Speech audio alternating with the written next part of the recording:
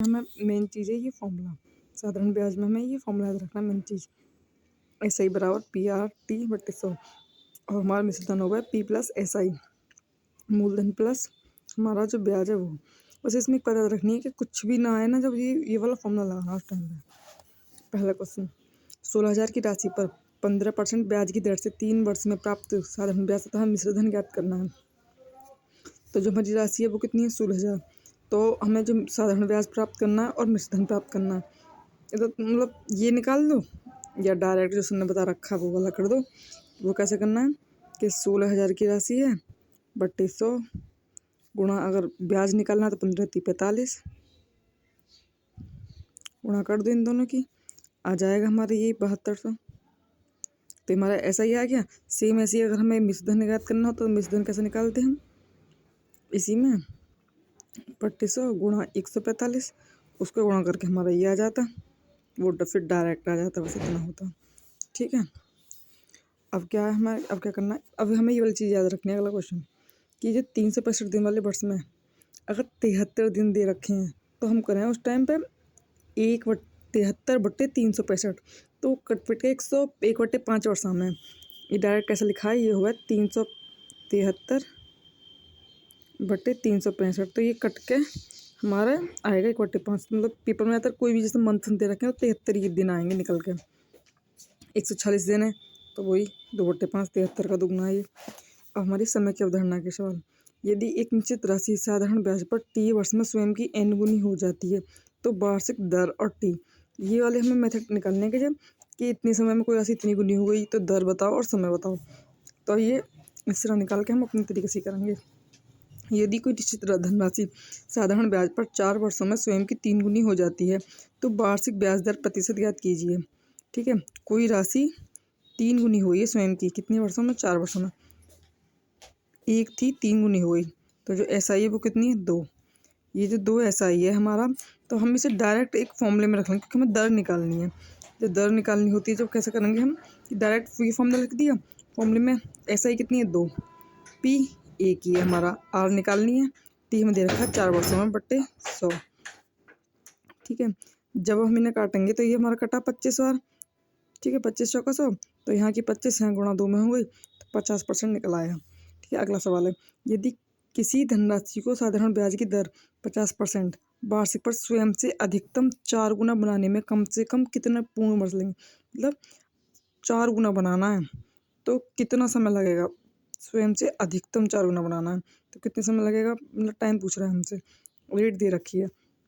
तो हमें मालूम है कि कोई राशि 1 से 4 गुना, मतलब बनानी तो 4 गुना से भी ज़्यादा ही है खैर, तो इसमें SI कितनी है हमारी 3 लिख दी हमने। मतलब हमें अगर हम चाहें तो ये वाला फॉर्मूला आसान से लगा सकें। तो P हमारा 1 है, R 50% है, T हमें निकालना है बट्टे मतलब 100 है तो 50 दूनी 100, 2 तिया 6, तो हमें 6 वर्ष लगेंगे 4 गुना बनाने में। पर इसने कही है स्वयं से अधिकतम 4 गुना, मतलब अधिकतम, तो ये तो एग्जैक्ट 4 गुना बनाने का समय ये रहा। 4 गुना से अधिक होने के लिए समय 6 वर्ष से अधिक लेंगे, इसलिए हमने 7 ले लिया। अगर ऑप्शन में अगर 6 भी दे रखा हो तो लगाना क्या है 7, क्योंकि 4 गुना से अधिकतम बनाना, जो कि ये 6 जो एग्जैक्ट ये 4 गुना बनाने के लिए है। अगला क्वेश्चन, एक निश्चित राशि साधारण ब्याज पर निवेश करने पर 12 वर्षों में 4 गुना हो जाती है। ठीक है, वही राशि उसी दर पर कितने वर्षों में अपने आप की 10 गुना हो जाएगी। हम कैसे निकालेंगे, कोई राशि 1 से 4 गुना हो गई, ठीक है, वही राशि हमारी 10 गुना हो गई, तो जो 4 गुना हुई है वो तो हुई है, मतलब तो उसका ब्याज कितना निकलेगा 3, तो ये ब्याज जो निकला है ये निकला है 12 वर्षों में।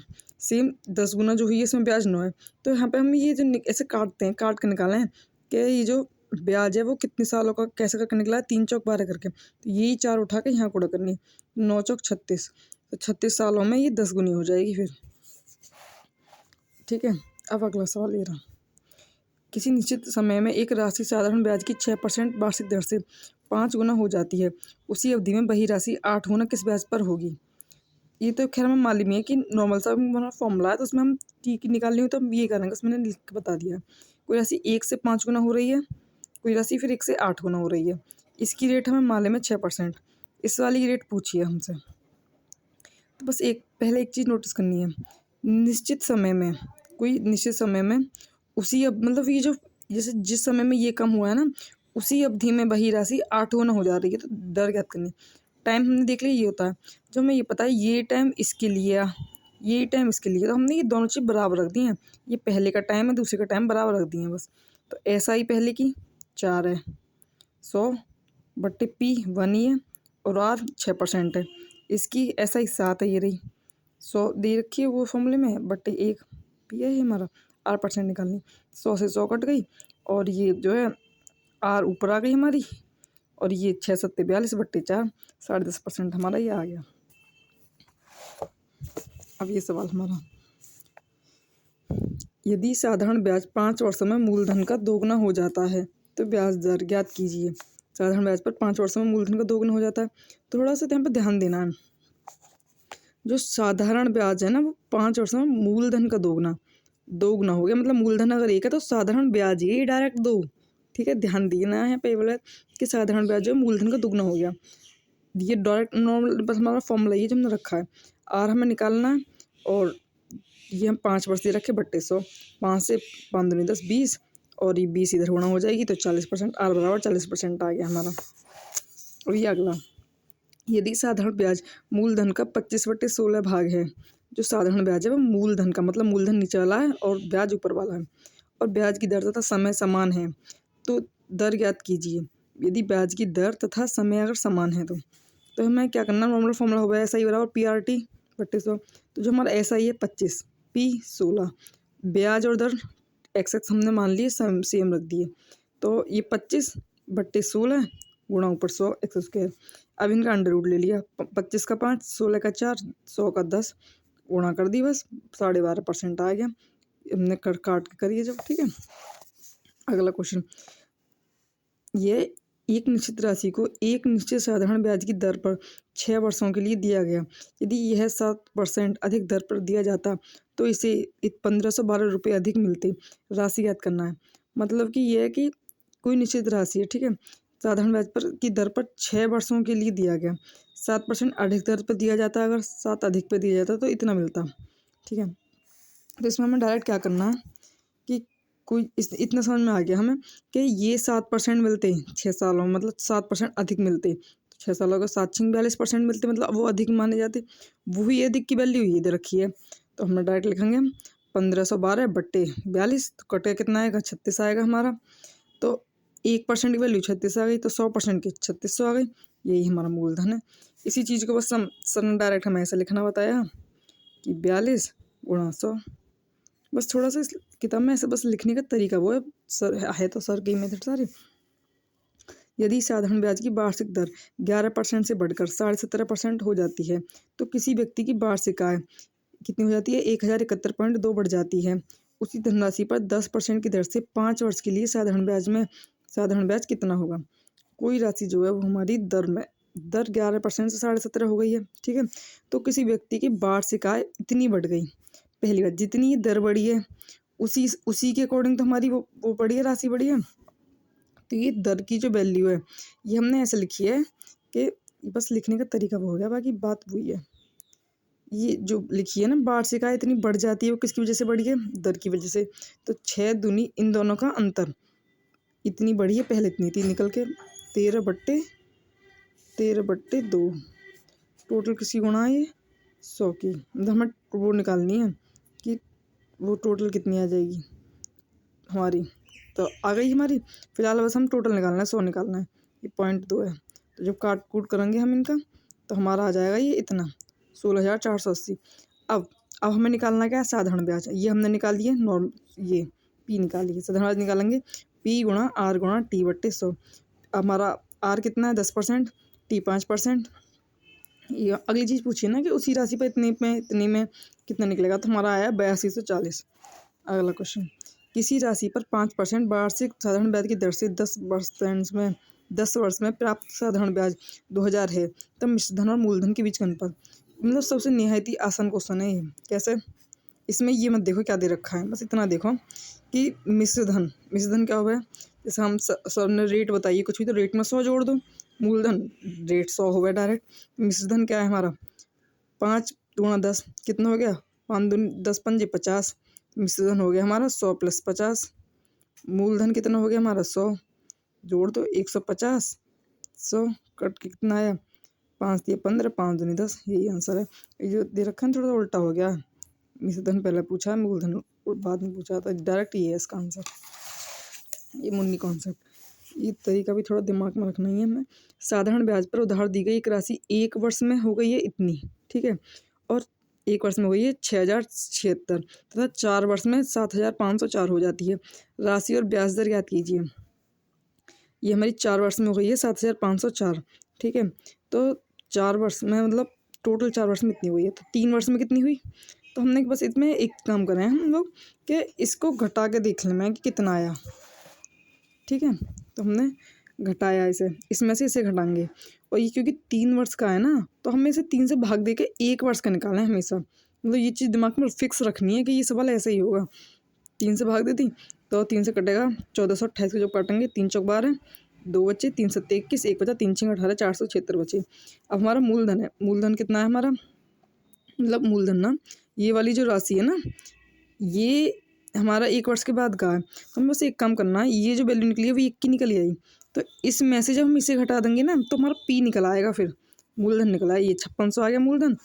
अब जब मूलधन आ गया तो फिर हमें रेट निकालने में कोई दिक्कत ही ना है, फिर आराम से रेट निकाल दो। रेट कैसे निकालेंगे फिर, ये वाली चीज़ मैं यहाँ बताऊँ। SI बराबर राशि और ब्याज दर ज्ञात करनी है। जैसे अब हमें पहले दर निकालनी है, ठीक है, राशि आ गई, पहले राशि पूछा हर क्वेश्चन में, राशि आ गई। अब हमें निकालनी है दर, वो हम कैसे निकालेंगे, SI बराबर P गुणा R गुणा T बट्टे 100, नॉर्मल सी बात यही है। SI की 1 साल की देखेंगे बस हम, तो ये 1 साल की ये वाली 476 तो हम रखेंगे यहाँ पे 476 बराबर हमारा P कितना दे रखा है 5600 गुणा R निकालनी है T 1 साल, क्योंकि 1 साल की लेकर चल रहे हैं ना बस हम, ठीक है। अब 476 बट्टे 56 बराबर R, तो वो यही वाली चीज़ आ गई, तो 8.5 आ जाएगा इसका आंसर हमारा काटने के बाद में। वाला क्वेश्चन, साधारण ब्याज की एक निश्चित दर पर एक राशि 3 साल बाद 14,880 रुपये और 5 साल बाद 16,800 रुपये हो जाती है। उसी राशि पर 10% प्रतिवर्ष की दर से 4 वर्ष का साधारण ब्याज ज्ञात करें, ठीक है। कोई राशि 3 साल में हुई है 14,880, वही राशि 5 साल में हुई है 16,800, तो उसमें थोड़ा सा डिफरेंट रखना है कि 5 साल में इतनी हुई है, मतलब लेकिन यहाँ से तो 5 साल पहुँचने के लिए 2 ही साल चाहिए ना बस, ठीक है। अब 2 वर्ष का साधारण ब्याज कैसे, मतलब ये वाली बात पता क्यों लिखी है, जब इसमें से हम इसे घटाएंगे तो ये जो चीज़ आई है ना, ये घटने के बाद में 1920, ये 2 साल की आई है, 2 साल की SI, 2 साल की SI आ गई। अब इस 2 साल की SI को हम भाग दे दो 2 से, ठीक है, जो हम 2 से भाग दे देंगे और उसके बाद में 3 से गुणा कर दो। मतलब ये सब चीज़ एकदम से शॉर्ट क्यों करिए, पहले तो इसे 2 से भाग दे दो, जो भी आया 2 9 18, 2 6 12 ये आया, ठीक है। अब 960, अब हम इसमें से कुछ घटा के पी निकालें, अब लेकिन 3 साल की SI घटानी है। 3 साल की SI कब घटा सकें, जब 1 साल की SI में, 1 साल की SI में पहले हम 3 की गुणा करेंगे, 3 0 0, 3 6 18, 1 3 9 27 और 1 28, ये जो आई है ये हमें घटानी है, ये रही आ गई ना ये चीज़, इसे हम इसमें से घटाएंगे 3 साल की में से, मतलब इसे घटा देंगे ऐसा ही, तो हमारा पी आ गया, मूलधन पूछी जाता। अगली चीज़ फिर साधारण ब्याज पूछनी वाली नॉर्मल बात है, साधारण ब्याज निकाल लेंगे हम P गुणा R गुणा T, ठीक है। इस बार पिछली बार रेट पूछी, इस बार साधारण ब्याज पूछ लिया, तो हमारा कटने के बाद में 12 चौक 48 ऐसा करेगा। कुछ इसमें ये भी याद रखनी है कि कुछ ये यूनिट डिजिट से भी देखनी है, मतलब पूरा सॉल्व करना ना बैठना बस, क्योंकि मालूम है सारी 0 0 कटनी है, लॉट में बस 4 दूनी 8 आना, मतलब यूनिट डिजिट का ध्यान रखना इन चीज़ों में। अगला क्वेश्चन, किसी धनराशि की राशि 2 वर्ष में 1860 और 3.5 वर्ष में 2130 हो जाती है, जब साधारण ब्याज पर लगाई जाती है, क्रमशः मूलधन और ब्याज की दर ज्ञात करें। कोई राशि 2 वर्ष में हो रही है 1860 और 3.5 साल में हो रही है 2130, तो मतलब ये जो बीच का टाइम है 1.5 साल है। जब ये 1.5 साल में ब्याज कितना प्राप्त होगा, 2130 में से हमारा 1860 घटा दो 270 आ गया, ठीक है। अब ये जो 270 आया ये आया 1.5 साल की वैल्यू। अब हमें क्या करनी है यहाँ पे, तो ये हमारा 1.5 साल का हम क्या करेंगे, जो घटा है ना 270 बट्टे पहले 1 साल का निकालेंगे, तो 1 साल का ये आ गया। अब हमें क्योंकि इसमें से 2 वाला घटाना है ना, पहले 1 साल का निकाल लो, या तो कैसे निकालोगे, 5 दिया 15, 55 25, 2 5 चौक 20, हमारा 3 से कटेगा, 3 एकम 3, 3 अट्ठे 24, तो हमारा आ गया ये 180। 180 एक साल का SI ऑफ 1 ईयर। ठीक है, अब जो 1 साल का निकला है ना ये हमारा, तो इसमें हमें 2 की गुणा करनी है। अब क्यों 2 गुणा इसलिए करनी है, हमेशा ये वाली बात दिमाग में रखनी है, क्योंकि इसमें से घटाना है ना। अब यहाँ पे 2 वर्ष है तो 2 1 साल का निकाल के 2 की गुणा करके घटाना है, तब हमारा P निकलेगा। इस वाले में 3 साल है, तो जो हमारा 1 साल का निकला उसमें फिर हमें 3 की गुणा करके घटाना। एक वाला मैं ये वाला करके दिखा दूँ। तो अब इसमें हमें 2 की गुणा करनी है, तो हमारा 2 की गुणा करके आ जाएगा ये रहा 360। अब 360 इसमें से घटा दो, ये वाले में से 1500। दर निकालनी, वही फॉर्मूला में रख दो डायरेक्ट। फॉर्मूला जो रखोगे तो जो हमारी दर निकल आएगी फिर, मतलब डायरेक्ट है ना, वो 12% आ गई। वो कैसे निकली दर ऐसे निकली है, SI बराबर P गुणा R गुणा T बट्टे 100। तो SI की वैल्यू कितनी है हमारी, 1 साल की लेकर चलेंगे हम, 180। 180 बराबर P की वैल्यू कितनी आई है अभी हमारी 1500। R निकालनी है, 1 साल की बात चल रही है, 0 से 0 कट गई, 15 180, मतलब रेट आ गई हमारी 180 बट्टे 15। ठीक है, 15 एकम 15, 15 दूनी 30, 12% रेट आ गई। ठीक है, अब ये क्या, साधारण ब्याज पर एक धनराशि 3 वर्षों में 1200 रुपये और 4 वर्षों में 1350 रुपये हो जाती है। धनराशि ज्ञात करो। तो कोई चीज़ 3 वर्षों में हो गई 1200, 4 सालों में हो गई 1350, तो मतलब ये जो है वो 1 साल का अंतर है। तो 1 साल का अंतर 150, तो ये 1 साल की SI है इस बार। 3 की गुणा करके इसे घटा दो बस। 150 में 3 गुणा करेंगे 450, 450 को हम 1200 में से घटाएंगे तो हमारा बचेगा 750। तो मैं धनराशि, इस बार धनराशि पूछी तो धनराशि निकल आई। अगला क्वेश्चन, इस क्वेश्चन में एक बात याद रखनी है बस, मतलब मैं ये चीज़ मैंने जान के लिखी है कि इजी मेथड, ब्रह्मांड का याद कर लो, मतलब सबसे आसान यही है, याद कर लो तो ज़्यादा अच्छा। कैसा सवाल है देखो, कुल ये है हमारी कहीं नहीं सैकड़ा हज़ार दशा लाख, 2 लाख रुपए को 2 हिस्सों में विभाजित किया गया ताकि अलग अलग बैंकों में साधारण ब्याज पर निवेश किया जा सके। एक पर 4% वार्षिक ब्याज मिलता है, दूसरे पर 6% वार्षिक ब्याज मिलता है। यदि 1 वर्ष के अंत में कुल ब्याज पूरी राशि पर इतना 4.7% वार्षिक के बराबर होता तो बैंक में 4% वार्षिक निवेश की गई राशि ज्ञात करनी है। मतलब ये वाला सवाल, अगर ये चीज़ अगर दिमाग में स्किप हो जाए तब क्या करना है, मतलब मैं तब की बता रही हूँ। तब हमें क्या करना है, तब एक बात बताओ, जैसे मतलब कोई भी चीज़ है, तो कोई भी चीज़ है, एक पहले हमें इतनी एक राशि पे इतने, एक दूसरी मतलब इसी भाग को हमने इसी 2 लाख को हम 2 हिस्सों में बांट लिया। पहले पे 4%, दूसरे पे 6%। पर हमने ये बात और बताइए, अगर टोटल पे ये इतनी लगाते तो वो इनकी बराबर ही बैठती। ठीक है, तो हमें बस 4% वाले की निवेश राशि पूछी है। उसमें डायरेक्ट एक नॉर्मल बात बता रही हूँ, जो पेपर में कुछ भी ना हो, बहुत सारा टाइम बचा हुआ हो, तो हम नॉर्मली ये होता ना कि एक फॉर्मूले के द्वारा कोई सवाल कैसे सॉल्व करना है। तो ये टोटल ऐसा ही है कि पहले के ऐसा ही, दूसरे के ऐसा ही। ठीक है, ये हमने मान ली है अपनी तरफ से कि पहली की A वैल्यू है राशि, मतलब 2 लाख को जो बांटेंगे, दूसरे को B है, दोनों का जोड़ 2 लाख ही बैठेगा। ये K मैं हमेशा ऐसे लिख दूँ, जो 3 जीरो है ना उसको मैं K के रूप में लिख दूँ हमेशा। तो यही हमारा 2 लाख है, गुणा इसकी दर 4.7%, टाइम 1 साल का ही है, बट्टे 100।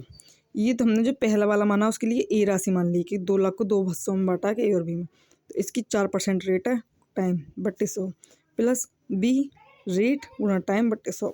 नॉर्मल सा बस एक SI का फॉर्मूला तो लगाया है इसमें, कुछ भी ना, बस इसे सॉल्व करने की कला होनी चाहिए। अब इसकी गुणा करी हमने, पॉइंट वाला 0 तक हट जाएगा, तो हमारा बचा 2 सत्ते 14, 1 2 चौका 18 9, 940 ये मैं वो इसी को लिखूँ 3 जीरो वाले इनको, 4A + 6B।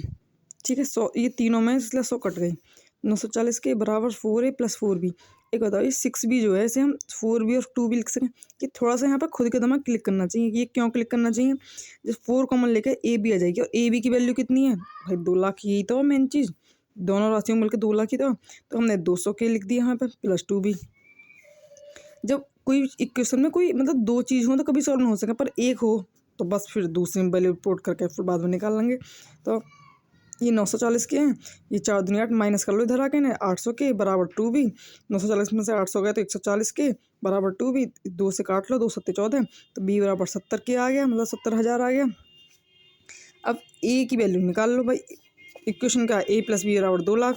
तो जब हमारा एक 70,000 है तो b हमारा निकल के आएगा, फिर इस टाइम सॉरी b 70,000 है तो a हमारा निकल आएगा 13,000। मतलब मैं एक बता रही हूँ जो दिमाग में कुछ भी ना आई उस टाइम की है। वैसे कायदे में दिमाग में एक सॉल्यूशन हमारा बैठा होना चाहिए हमेशा। ये एलिगेशन मेथड हमने यहाँ पे मतलब कुछ सोच के ही लिखा। क्यों? पहली रेट कितनी है 4%, दूसरी रेट कितनी लगाई 6%, टोटल ओवरऑल अगर रेट लगाएंगे तो वो हमारी 4.7%। ठीक है, कुछ भी ना करना, इसमें से इससे घटा दो 0.7, इसमें से इससे घटा दो, 0 में से 7 गए 3, 5 में से 4 गए 1, 1.3 पॉइंट से पॉइंट हटा दो, 13 और 7 आ गए। अब एक बात सोचने की है बस, ये 13 और जो 7 वैल्यू है ये किसकी वैल्यू है? क्योंकि जो ऊपर तो हमने दर लिखी है ना, ये नीचे जो आती है ना कि ये इसका हिस्सा ए वाले का, ये बी वाले का हिस्सा, और इन दोनों का हिस्सा मिला के कितना है टोटल? जो 20 है, 13 और 7 मिला के ये टोटल 20 ही तो है। ये 20 वैल्यू किसकी है? ये 20 वैल्यू है 2 लाख की। ठीक है, मैं से के करके लिख दूँ तो आया ये हमारा, तो एक की वैल्यू आ गई 10 के, 10 के आ गई। ठीक है, जब एक की वैल्यू 10 के आ गई, जब मतलब एक की वैल्यू 10 के आ गई तो फिर जाहिर सी बात है 7 से गुणा करेंगे तो 70,000 आ जाएगी, 13 से करेंगे 13,000 आ जाएगी। कुछ भी पूछ लिया, पूछा ही है हमसे। अब यही सवाल लिख दो ऐसा, अब हमें आगे भी देखना है। एक व्यक्ति ने 25,000 रुपये की राशि का 1/4 भाग एक निश्चित साधारण ब्याज दर पर और शेष राशि 4% अधिक वार्षिक दर पर निवेश की। यदि 2 वर्षों में कुल प्राप्त ब्याज इतना रुपये है तो हमें दूसरी राशि किस दर पर निवेश की गई। बस इसमें एक चीज़ मतलब फिर से वो थोड़ी ध्यान रखनी है, कैसे याद रखनी है कि पहली राशि जो है वो एक जो उसकी 1/4 है, मतलब कोई चौथाई का मतलब यही है कि 1/4 का मतलब पहली में एक हिस्सा आएगा तो बचा हुआ हिस्सा दूसरी को मिल रहा है ना। शेष राशि पर 4%, शेष राशि यहाँ पे है। अब बस इतना याद रखना है, जैसे ऊपर वाले में परसेंट दोनों दे रखे हैं, इसमें देना रखा है, इसमें हमें क्या करना है, पहला एक भाग नीचे पर साधारण ब्याज पर कोई एक साधारण ब्याज है जो हम पता ना आर लिख लिया। दूसरा जो है शेष राशि पर 4% अधिक मतलब R+4, एक हमने आर मान लिया, एक R+4 मान लिया। अब हमें क्या, 2 वर्षों में कुल प्राप्त ब्याज हमारा ये है, तो कुल प्राप्त ब्याज 2 वर्षों का ये कितनी राशि पे है? ये 25,000 पे गुणा 2 मतलब भाग इसमें नीचे गुणा 2 गुणा 100, तो 33.4% आ गया हमारा ब्याज, जो हमने बीच में रख लिया। मैं पहले से बता दूँ ये कैसे निकला। ये निकलेगा हमारा SI बराबर P गुणा R गुणा T बट्टे 100। SI वैल्यू कितनी है हमारी 4125 बराबर P की वैल्यू कितनी है 25 के गुणा R हमारा R ना दे रखा है, मैं R निकालना ही है हमें इस बार, और T हमारा कितना है 2 वर्ष बट्टे 100। ठीक है, तो ये कट जाते हमारे, इसे इधर गुणा कर लो तो ये आ गया हमारा 4125 बट्टे 25, 1 2 3 गुणा 2 नीचे आ जाएगी और गुणा 100 आ गया। यही सॉल्व करके आया ऊपर। ये मतलब कुल मिला के डायरेक्ट फॉर्मूला को सर ऐसा करके लिख दी मैं, ये फॉर्मूला ही होगा हमारा 33.4% आया। तो ये ओवरऑल वाला जो है ये बीच में लिख दिया हमने। बस यहाँ पे एक चीज़ क्लिक करनी है दिमाग में, ये बीच वाली जो वैल्यू होगा ना, ये अभी आगे पेपर में एलिगेशन में हमारा आए जैसे, तो ये बीच वाली वैल्यू को तो बराबर में लिख दो। बीच वाली वैल्यू कैसे फाइंड करनी है, इसकी गुणा करो इसमें, इसकी गुणा करो इसमें। देख पहले इसकी गुणा इसमें करो, R आ गई, इसकी गुणा इसमें करो 3R + 3 × 12, इन दोनों का भाग कर दो 4। ये अगर निकालना है तो इसकी गुणा करो फिर इसकी गुणा करो, दोनों को जोड़ दो, बट्टे में इनका एडिशन जो अनुपात का कर दो, जो भाग लगा दो उससे। तो ये जो है ना हमारा बीच वाला निकला हुआ है हमेशा। तो अब हमने क्या करा, इससे हमने R फाइंड कर ली। R कितनी आई 5.25%। ठीक है, अब ये R की वैल्यू जो कि पूछी क्या है, दूसरी राशि किस दर पर निवेश की गई, तो दूसरी राशि में भाई 4% एक्स्ट्रा जोड़ी गई है, तो 5.25 में 4% एक्स्ट्रा जोड़ी थी 9.25 आ गई। ठीक है, अगला सवाल, एक निश्चित राशि 3 वर्षों के लिए 4% वार्षिक, अगले 4 वर्षों के लिए 8% वार्षिक तथा 7 वर्षों के बाद 12% वार्षिक ब्याज की दर से उधार दी जाती है। यदि 11 वर्षों की अवधि के लिए साधारण ब्याज 27,600 प्राप्त होता है तो यह राशि कितनी है। इसमें एक छोटी सी बात ध्यान रखनी है बस, वो छोटी सी बात कितनी है, जैसे मैं बताऊँ।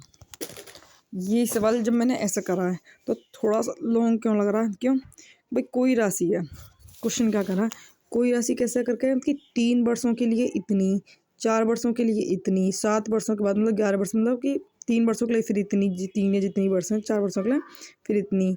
उधार दी गई 11 वर्षों की अवधि के लिए साधारण ब्याज टोटल इतना प्राप्त हो रहा है हमें। तो ये राशि कितनी है, टोटल राशि पूछी है।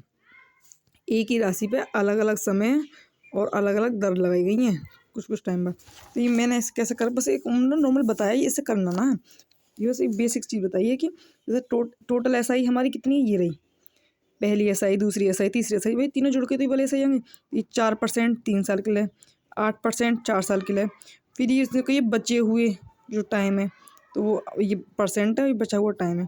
तो वही तो जब हम इसे P/100 बाहर ले लेंगे, इसे सॉल्व करने का थोड़ा आसान तरीका होगा। 4 तिया 12, 8 चौक 32, 12 चौक 48, तो ये हमारा 92 आ गया, 92 बाहर लगा दो, आ जाइए। पर ऐसा ना करना, हमें ये करना हमें ये है, मतलब वही चीज़ है, बस नॉर्मल सी, बस वैसे कर दी है।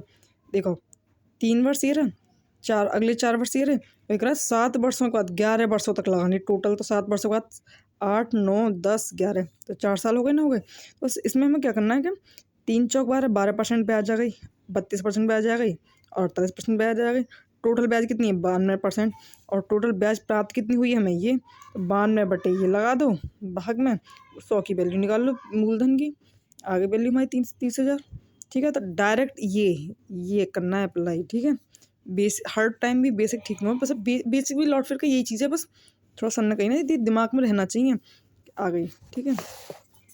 सेम चीज़ ये वाला सवाल भी सेम ही है हमारा कि रमेश ने कुछ राशि उधार ली, पहले 4 वर्षों के लिए 5% ये रही, अगले 6 वर्षों के लिए 8%। ठीक है, 10 वर्षों के बाद टोटल 6 और 10 हो गए की अवधि की 10 वर्षों, 1 मिनट, 10 वर्षों के बाद की अवधि के लिए 12% वार्षिक दर से, यदि 12 वर्ष टोटल, तो 10 वर्ष के बाद में 2 वर्ष बचे बस।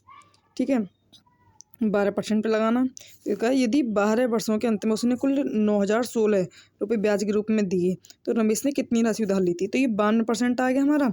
9,016 रुपये भाग लगा दो 92, क्योंकि परसेंट ब्याज ही तो, अब ये ब्याज की परसेंट भाग लगा दो टोटल का, और 100 क्या होगा हमारा मूलधन हो गया, हम इसे 100 मान के चले हम मूलधन, तो मूलधन निकाल लो हमारा 9800 आ गया। ठीक है, अभी हमारा अगला सवाल, एक व्यक्ति साधारण ब्याज पर 9,000 की कुल राशि को 3 भागों में 3%, 4%, 6% की दर से निवेश करता है। ठीक है, साधारण ब्याज पर 9,000 की कुल राशि को 3 भागों में, अलग अलग 3 भाग हैं। ठीक है, 9,000 को बांटेगा 3 हिस्सों में, उसे एक को बांटेगा, एक को दर देगा 3% की, 4% की, तीसरे को 6% की। 1 वर्ष के अंत में उसे तीनों की स्थिति में समान ब्याज प्राप्त हुई। जो ब्याज प्राप्त होने चाहिए वो समान होने चाहिए। 6% वाले ने कितनी राशि निवेश करी है 9,000 में से, मतलब 9,000 के 3 हिस्सा है ना, तो कैसे करेंगे हम इसे, 3% वाला, 4% वाला, 6%, भाई लास्ट में तीनों के सेम प्राप्त होनी चाहिए 1 साल के बाद, तो ऐसा ही सेम लिखनी है हमें। ऐसा ही का फॉर्मूला क्या होगा, P × R × T/100। ठीक है, तो हमने 3% वाले की A मान ली राशि, 4% वाले की B और 6% वाले की C। अब पूछी क्या, 6% वाले की, तो C की वैल्यू पूछी है, तो हमें देखना कैसे, तो हमने लिख दिया R की वैल्यू लिख दी, भाई पहली है 3%, दूसरी 4, तीसरी 6, तो पहले में 3%, 4%, 6%, 1 साल के लिए ये, तो वही P × R × T/100 अप्लाई करेंगे हम पूरी की पूरी। तो कुल मिला के ये आ गया, ये 100 से 100 कट के तीनों के, एक कुछ वैल्यू का 3A बराबर 4B बराबर 6C। तो जब हम इस वाली क्वेश्चन को सॉल्व करें तो हमें से याद रखें कि जो वैल्यू है 3 4 6, इनका LCM क्या है 12, डायरेक्ट ABC के नीचे वो लिख दो, जो LCM से LCM को जितनी बार ये काटेंगे, 3 चौक 12, 4 तिया 12, 6 दूनी 12, तो ABC की वैल्यू आ गई है कि 9,000 को इतने के टुकड़ों में बांटेंगे, तो 9,000 को 4 और 3 7 और 1 8 9, 9,000 वैल्यू 9 की, तो हमें फाइंड करनी है तीसरी वाली 6% वाली की, तो 2 है ना इसकी, इसको 2 हिस्सा मिला है ना, तो आ गई हमारी 1,000 × 2 बराबर 2,000। आगे ये वाला अगला क्वेश्चन, 5,000 रुपये को 4% वार्षिक साधारण ब्याज की दर पर कितने समय में उतना ब्याज मिलेगा जितना 8,000 रुपये को 2.5 वर्ष में 8% साधारण ब्याज की दर पर मिलता है।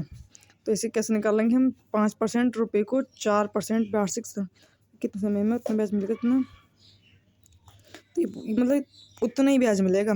दोनों के ऐसा ही बराबर लिख दिए हैं, कैसे लिख दिए हैं कि 5,000 रुपये को 4% की तो वैसे इसमें दर पर मतलब टाइम पूछ रहा है, उस टाइम कितना है ऊपर वाले का, इतने में ही इसे मिल रहा है कि 8 पी है हमारा, टाइम भी है, रेट ये है, तो ये इतना ब्याज मिला। दोनों को मिला के ब्याज की वैल्यू ठीक है सेम है, तो पी गुणा आर गुणा टी बराबर पी गुणा आर गुणा टी, दूसरा वाला लिख दिया।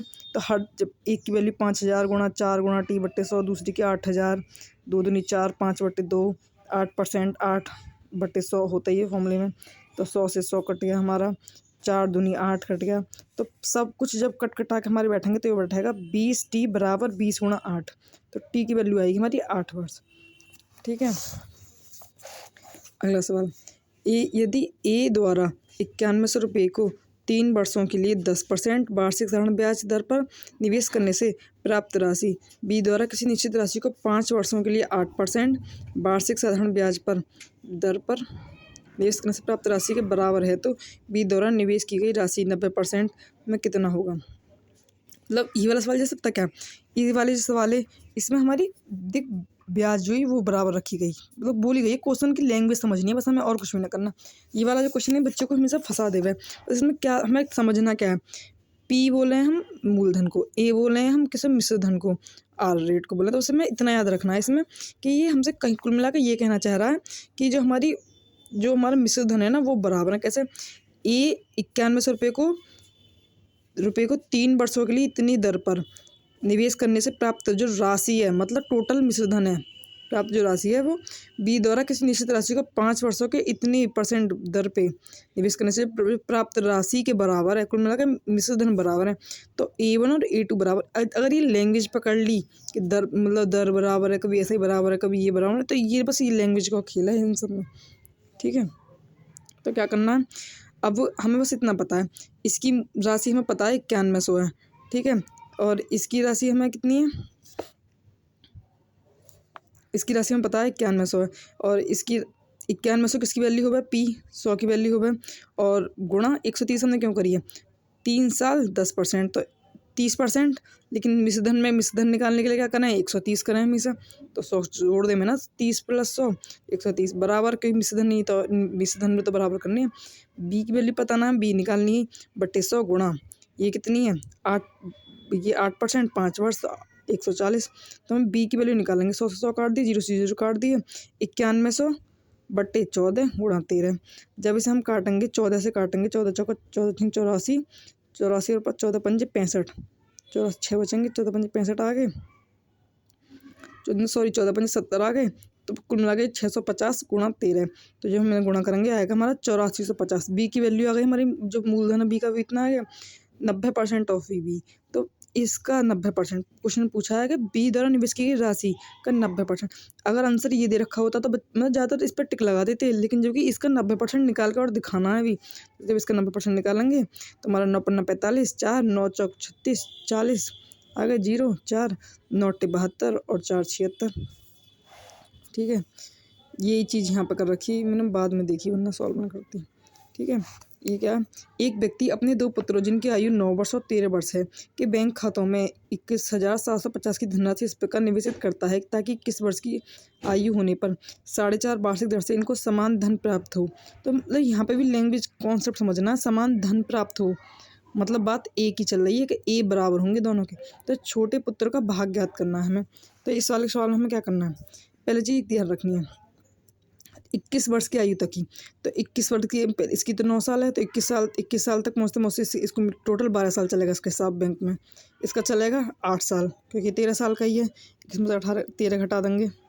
अब हमें देखना है कि जो हमने एक्स और वाई कैसे मान ली है कि इसकी वैल्यू एक्स है और दूसरे वाले की वैल्यू कितनी है हमारी वाई है, छोटे वाले की हमने एक्स मान ली, दूसरी की वाई मान ली, तो एक्स का 100 + 12 गुणा 4.5, मतलब ये हमने मिश्रधन हम कैसे निकालें कि कोई भी दर दे रखी है और जैसे टाइम और दर को गुणा करो, जितना भी आया हमारा उसमें 100 जोड़ दो तो मिश्रधन आ जावे। तो ये जो 154 है ये छोटे वाले का मिश्रधन आया, 22 गुणा 136 बड़े वाले का मिश्रधन आ गया, है ना। 8 पन्ना 40, 0 8 चौक 32, 33 34 35 36, तो 136 आ गया ये, तो ऐसे ही वाला आ गया। तो एक्स बट्टे वाई 136 बट्टे 154, तो 68 बट्टे 77, मतलब ये जो राशि थी ना हमारी ये वाली 21,750, उसको इतने अनुपात में बांटा दोनों बच्चों के बीच में। तो छोटे मतलब इतना टोटल राशि ये इतने अनुपात, मतलब इन दोनों का जोड़ का भाग लगाना है, क्योंकि टोटल राशि में टोटल का ही तो भाग लगाना है। अब छोटे वाले की ऊपर वाली, बड़े वाले की नीचे वाली, छोटी की पूछते ऊपर छोटी की गुणा कर दो फिर, ठीक है। ये इन दोनों का जोड़ इसलिए भाग लगाया क्योंकि ये टोटल राशि तो ये टोटल अनुपात यही है बच्चों को बांटने का। तो हमारा ये कट के आएगा 10,200, ठीक है। हमारा अगला क्वेश्चन कैसा है। एक साहूकार दावा करता है कि वह 8% वार्षिक साधारण ब्याज की दर पर पैसा उधार देता है, लेकिन वह चालाकी से हर 6 महीने में ब्याज की राशि को मूलधन में जोड़कर अगली गणना करता है।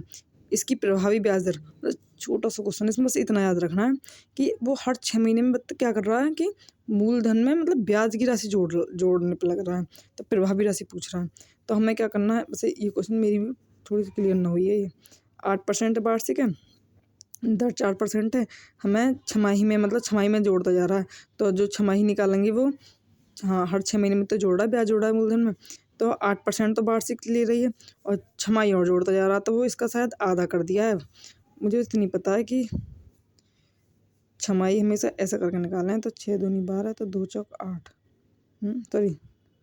सॉरी 8 गुणा 6 बट्टे 12, तो 1 आ गया, तो 2 चौक 8। ये हमेशा परसेंटेज ऐसे निकले। और ये यहाँ टाइम होता तो 12/6 करते। रेट में हमेशा जो छमाही हो तिमाही हो वो ऊपर और 12 का भाग नीचे होगा, ठीक है। तो 4 + 4, 4 गुणा 4/100 प्रभावी दर। ये दिलीप लेसन पहले भी आया क्वेश्चन, तो दिमाग में रखना। 5,000 रुपये की एक राशि को 2 भागों में इस प्रकार बांटा गया है कि पहले भाग पर 4.5 वर्षों के लिए इतनी 6 से 2/3% वार्षिक दर से साधारण ब्याज, दूसरे भाग पर 2 से 3/4 वर्षों के लिए 4% वार्षिक दर से साधारण ब्याज का दुगना है। दोनों भागों के बीच कितना अंतर है। एक छोटी सी बात ध्यान रखनी है कि जो पहले वाले का जो साधारण ब्याज है ना, वो दूसरे वाले के साधारण ब्याज से 2 गुना है। मतलब इसके भाग से 2 गुना पहला है। तो लैंग्वेज तो यही लिखनी है, बस लैंग्वेज लिख दो एक बार, फिर फॉर्मूला अप्लाई कर दो, P गुणा R गुणा T/100। बस 5 चौक 20 और 21, 21/5 हमारा दे रखा है टाइम। 6 × 18 19 20, 6 × 18 3 × 18 19 20 20 मैंने गलत लिख दी हुई है, मैंने गुणा गलत कर दी, बस 6 × 18 19 20 20/3 हो गई, ठीक है। अब अगला क्या है हमारा, दूसरे वाले का 4 दूनी 8 9 10 11 11/4 टाइम आ गया, 4% हमारे ये आ गया, 100 से 100 कट गए। इसका सेम लाइन ये लिख रही। अभी जब हम इन्हें सॉल्व करेंगे तो जाहिर सी बात है 5,000 को 200 में बांटा, तो हमने एक x मान लिया एक y मान लिया। तो जब इसे सॉल्व करेंगे तो x और y जो आया वो x y नीचे आ गया, 11 के बटे में 14 चला गया, तो ये टोटल आ गया। ये टोटल वैल्यू दे रखी है हम 5,000, सेम बिल्कुल अभी हमने ये वाला जो करा ना इसी की तरह टोटल वैल्यू में दे रखी है। तो टोटल वैल्यू 5,000 है। 5,000 में हमें 5,000 किसकी वैल्यू दे रखी है, वो हम बस ये सुनने में ऐसा कर लिखने का डाल रखी है। टोटल वैल्यू है 11 + 14 की। और फाइंड कौन सी करनी है, एक्स वाले की या वाई वाले की, जो भी पूछे तुमसे।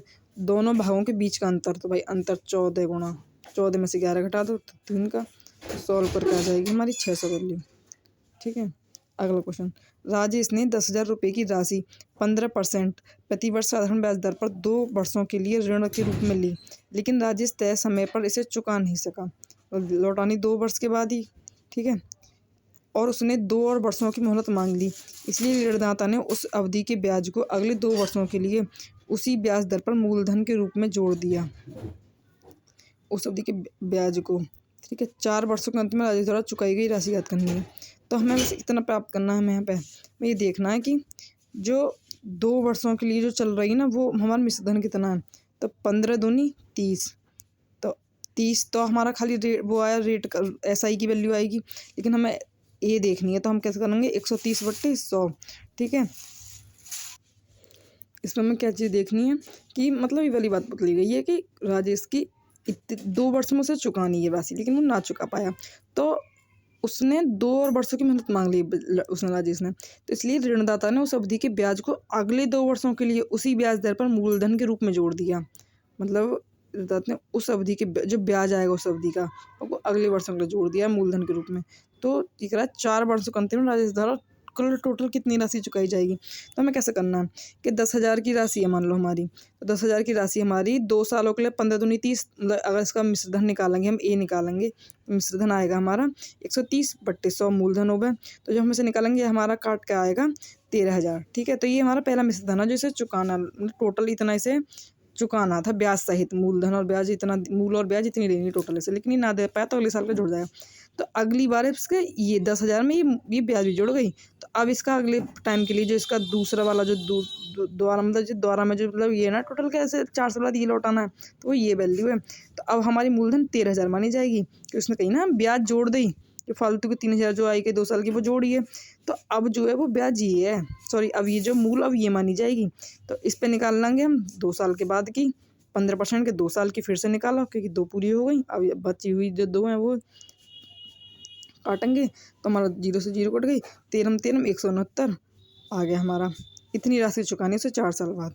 ठीक है, अब ये वाले जो क्वेश्चन है किस्त वाले क्वेश्चन है। किस्त वाले क्वेश्चन कैसे होंगे हमारे, 3,000 की धनराशि पर 8% साधारण ब्याज पर 4 वर्ष में देय ऋण भुगतान करता है, तो प्रत्येक किस्त का मान ज्ञात करें। प्रत्येक किस्त का मान हम कैसे निकालेंगे, इसके लिए हमने हमेशा से ये वाली चीज़ अपनाई है, ये वाली चीज़ कि पहले ये कह रहा है कि 8% समय दर पर 4 वर्ष में, तो हम कैसे करें 100, 108, 116, 124, तो इन फिर हम सबको जोड़ें तो हमारा कितना आ जावे 448 आ जावे। ठीक है, बस हमें मतलब ये चीज़ मेरी भी थोड़ी कमज़ोर है, तो इतना नहीं है कि टोटल वैल्यू आ गई, लेकिन एक हो गया देय ऋण, तो हमें पता होगा वो इसी की वैल्यू है, लेकिन देय ऋण नहीं दे रखा, हमें केवल मूल राशि दे रखी है। तो अब देय ऋण दे रखा होता तो बहुत आसान हो जाता क्योंकि वो हमें रटे पड़े हैं।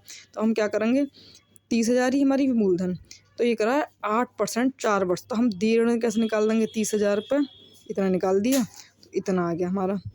या डायरेक्ट मतलब इसी चीज़ को हम ऐसा करके भी निकाल सकें कि ये रे